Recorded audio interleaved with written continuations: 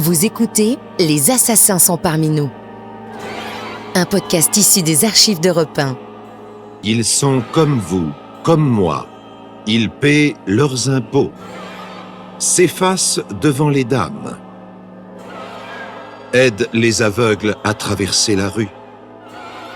Jouent avec les petits-enfants. Et puis un jour, ils tuent. Les assassins sont parmi nous. Bonjour, mademoiselle Mathilde. Une baguette comme d'habitude? Sourire, bruit de caisse enregistreuse, monnaie. Baguette sous le bras, mademoiselle Mathilde file sur le trottoir glacial pour son parcours habituel. Une fois la journée de travail achevée, la porte du bureau refermée, elle entame une autre journée. Une journée de devoirs. Les courses pour le dîner, les journaux, l'ascenseur, l'appartement qu'elle occupe avec sa mère depuis 20 ans. « Bonsoir maman, je sors le chien. » Maman est une statue dans un fauteuil depuis 20 ans. Et depuis 20 ans, Mathilde se lève à l'aube pour les soins et se couche à minuit pour la même raison. Madame veuve Harvey ne supporte pas d'autre infirmière que sa fille unique. Infirmière, femme de chambre, cuisinière, dame de compagnie, souffre-douleur. Le chien renifle le trottoir, il prend son temps, et Mathilde peut fumer l'ultime cigarette de la journée. Là-haut, elle ne pourra plus. À la moindre odeur de tabac, elle entendrait hurler « Et mon asthme, tu veux ma mort ?» immédiatement suivi par des commentaires sur le sujet. « Cette manie de sucer des bouts de papier, c'est d'un vulgaire. Tes vêtements en peste, tes cheveux en peste. Je me demande comment tes collègues le supportent. » Mathilde a essayé les parfums pour couvrir son vice. Ça n'a pas marché non plus. Ma pauvre fille, il n'y a que les cocottes ou les duchesses pour supporter ça. Mathilde a 42 ans. Ni cocotte, ni duchesse, ni rien. Rien qu'une employée. Un petit clerc de notaire en jupe triste avec des cheveux tristes, des yeux tristes, derrière des lunettes tristes. Rien qu'un portefeuille aussi. Pour assurer à une mère paralysée et acariâtre le maximum de confort, payer les traites de l'appartement, payer les caprices, payer, travailler pour payer et soigner une mère qui ne lui rend que des aigreurs. Eh ben, t'en as mis du temps. Ce chien passe avant moi, évidemment. Ce chien. Et pourtant, à elle, ce chien, elle l'a voulu.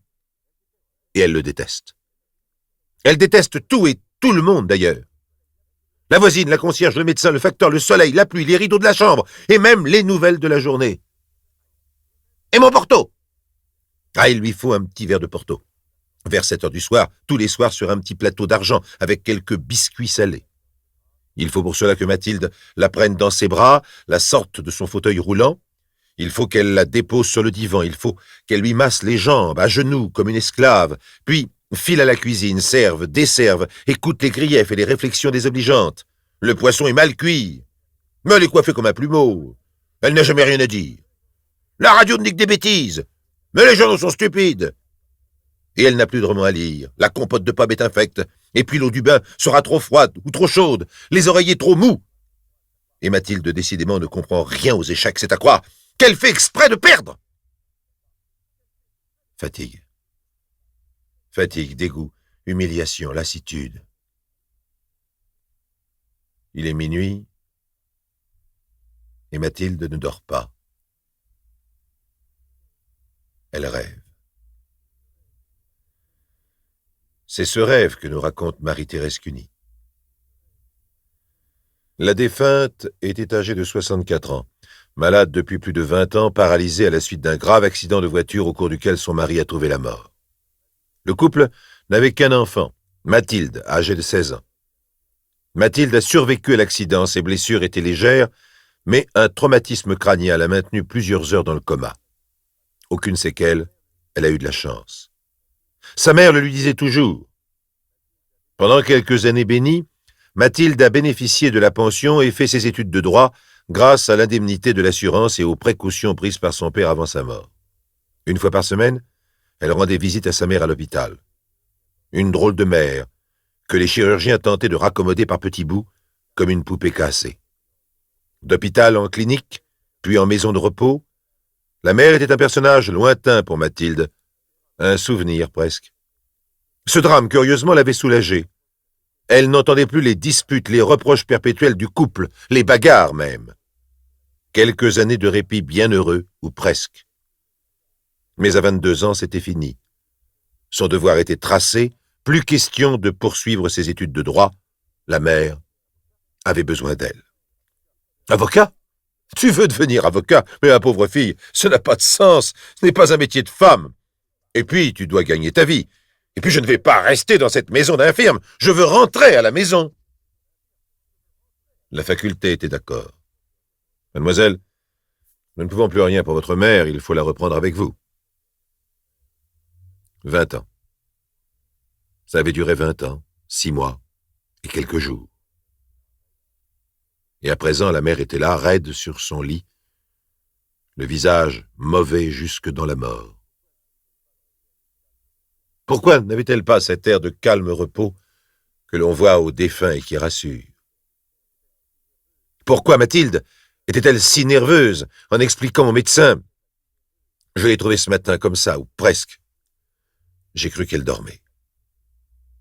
Vous lui aviez donné ses médicaments pour le cœur, comme d'habitude. Le médecin insiste. C'est vous qui les lui donniez? Toujours vous? Pas toujours. Enfin, si, je les préparais avec son plateau du soir. Vous l'avez vu avaler les cachets? Il me semble. D'ailleurs, oui, elle les a pris. Il n'était plus sur le plateau quand j'ai fait la vaisselle. A-t-elle pu en prendre d'autres par erreur? Non, je ne crois pas. Et vous? Avez-vous pu faire une erreur? Oh non, j'ai trop l'habitude. Écoutez, Mathilde, je vous connais depuis longtemps. Vous êtes quelqu'un d'efficace, et vous soignez votre mère depuis longtemps. Vous n'avez pas oublié qu'une surdose de ce produit peut entraîner un accident mortel. Surtout si l'on n'intervient pas immédiatement. Non, bien sûr.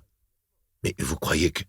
C'est une hypothèse pour l'instant, mais l'examen de l'œil et la couleur de la peau... Enfin.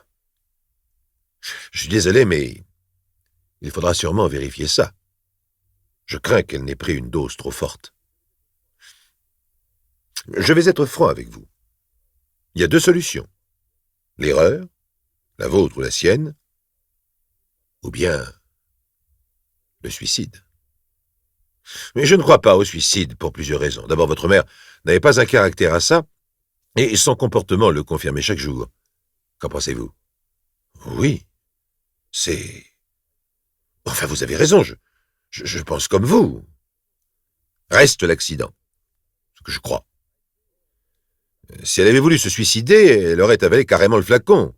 Or, a priori, elle n'a avalé qu'1 ou 2 doses supplémentaires. En contrôlant la date de l'ordonnance et le nombre de prises quotidiennes, le calcul est simple.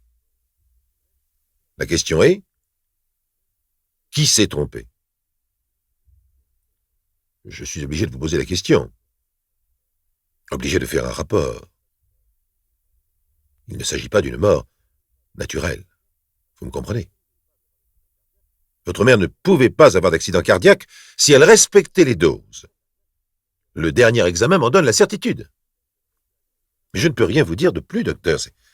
C'est moi qui ai placé le médicament sur son plateau. J'ai mis le nombre de cachets habituels. Enfin sûrement, c'est ce que j'ai dû faire.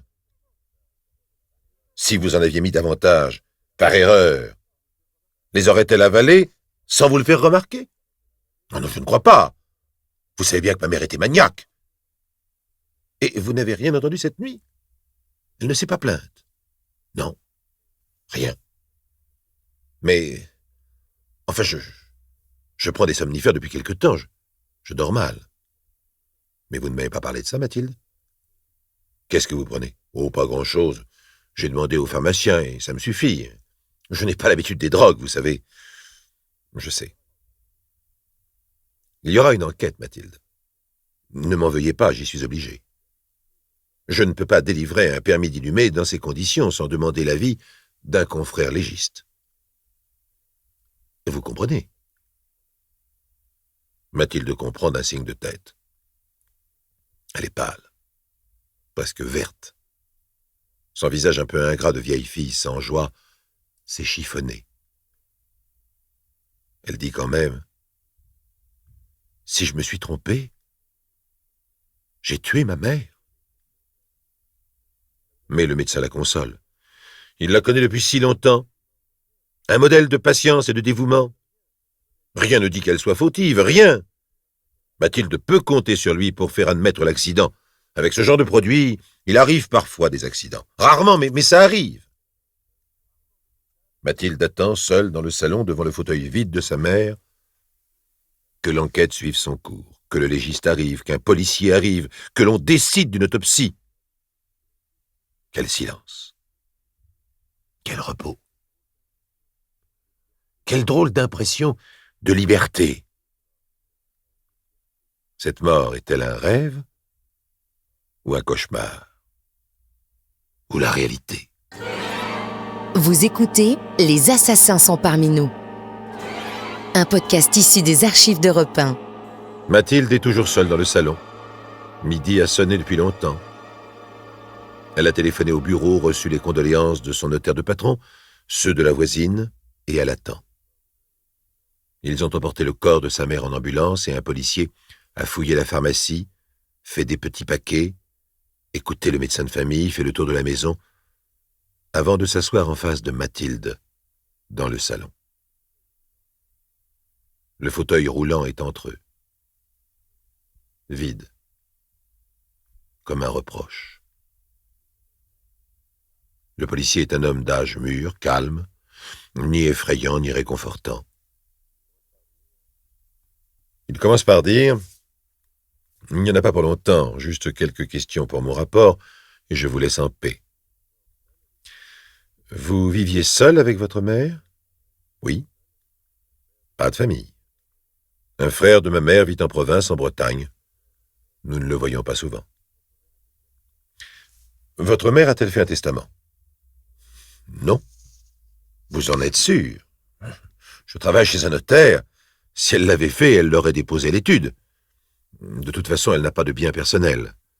Cet appartement, nous le louons depuis des années, alors à part les meubles. C'est vous qui l'entreteniez, donc? Oui.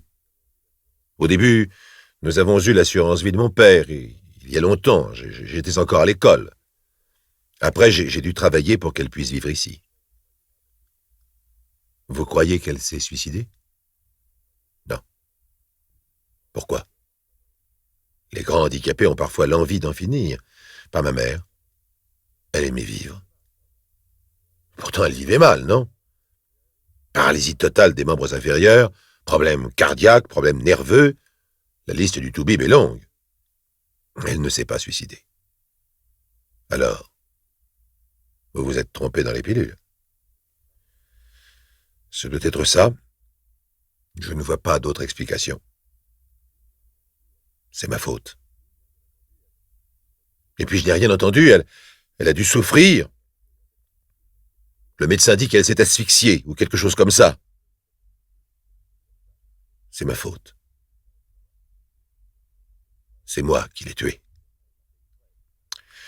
Vous n'avez pas fait exprès. Et puis, rien n'est sûr. C'est peut-être elle. Non, non, non. C'est moi. Mathilde regarde ses mains longues, nues, sans bijoux. Des mains qui ont soigné, lavé, habillé sa mère pendant des années. Et puis elle dit, d'un coup, « J'ai mis 2 cachets de plus dans son potage. Je l'ai salé pour qu'elle ne sente pas le goût. Elle a même dit, ton potage est infect. Et elle n'en a bu que la moitié.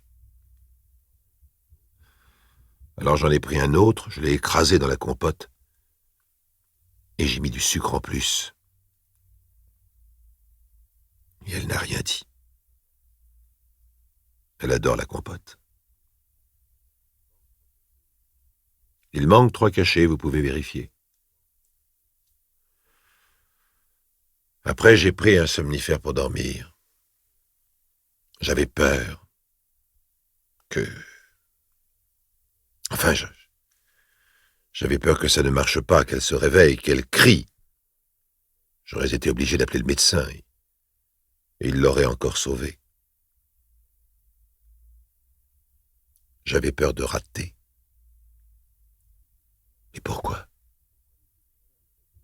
Mais pourquoi avez-vous fait ça? Votre médecin dit que vous vous êtes dévoué pour elle pendant des années. Oui, je sais. Et j'aurais pu continuer des années encore.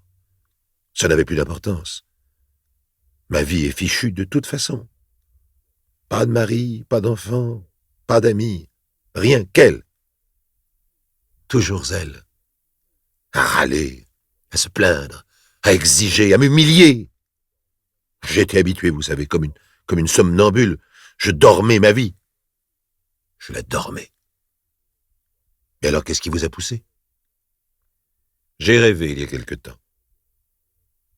Un drôle de rêve qui m'a réveillé en sursaut. C'était avant l'accident sur la route, j'avais 16 ans. Nous partions en vacances en Bretagne. Mon père et ma mère se disputaient. Elle criait, elle surtout, comme d'habitude. Elle le traitait de minable ou je ne sais quoi. J'avais oublié tout ça. Mais le rêve m'a tout remis en mémoire, comme si j'y étais. Les cris, mon père qui s'énerve, ma mère qui le gifle, et la voiture qui dérape. C'était comme au ralenti. Le fossé, la voiture qui tourne, et le choc, comme une énorme éclaboussure. Un bruit terrible. À l'époque, je me suis réveillé à l'hôpital. Je ne me souvenais plus de rien. Cette nuit-là, tout est revenu d'un seul coup. Elle l'a tué. C'est de sa faute, elle le savait, elle n'a rien dit, rien. Tout ce que j'ai entendu pendant 20 ans, c'est « Ton père conduisait comme une brute, il allait trop vite. » Elle lui en voulait d'être infirme, vous comprenez? Le comble, c'est qu'elle lui en voulait. Mais quand j'ai revu tout ça dans ma tête, j'ai compris pourquoi je la détestais depuis si longtemps. Je ne pouvais plus supporter ça. La baigner, la dorloter, la masser, la nourrir. Elle me dégoûtait comme un serpent. Ou quelque chose comme ça. Elle n'avait plus d'excuses. Et je voulais qu'elle disparaisse. Ne plus la voir, ne plus l'entendre, ne plus avaler ses mensonges. Je l'ai tuée. Et je le dis parce que finalement, je ne veux pas vivre comme elle dans le mensonge.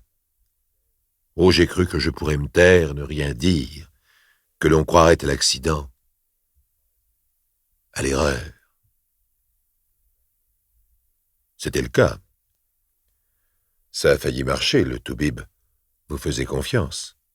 Je sais. Mais c'est mieux comme ça. Tout de même, pour votre père, c'était un accident. D'accord, elle l'a cherché, mais elle ne voulait pas le tuer. Ni vous. Mais c'est de sa faute. Et elle a renié cette faute jusqu'au bout. Moi, je préfère être un assassin devant tout le monde. En fait, vous étiez à bout de nerfs, non? Peut-être, mais ça n'a pas d'importance. J'ai décidé de la tuer parce qu'elle était mauvaise, menteuse, exigeante, égoïste, et qu'elle ne méritait pas de vivre même comme ça. Vous savez pourquoi elle se disputait avec mon père ce jour-là? Pourquoi elle l'a giflé? Pourquoi elle le bourrait de coups au point de faire dévier le volant? Parce qu'il n'avait pas choisi l'hôtel qu'elle voulait. Et s'il ne l'avait pas choisi, c'est qu'il était trop cher. Et si l'hôtel était trop cher pour lui, c'est qu'il n'était qu'un minable, un bon à rien, un petit avocaillon de 4 sous, tout juste capable de s'occuper de dossiers aussi minables que lui. Et j'entendais sa voix dans mon rêve, criarde, mauvaise. Et je l'entends encore.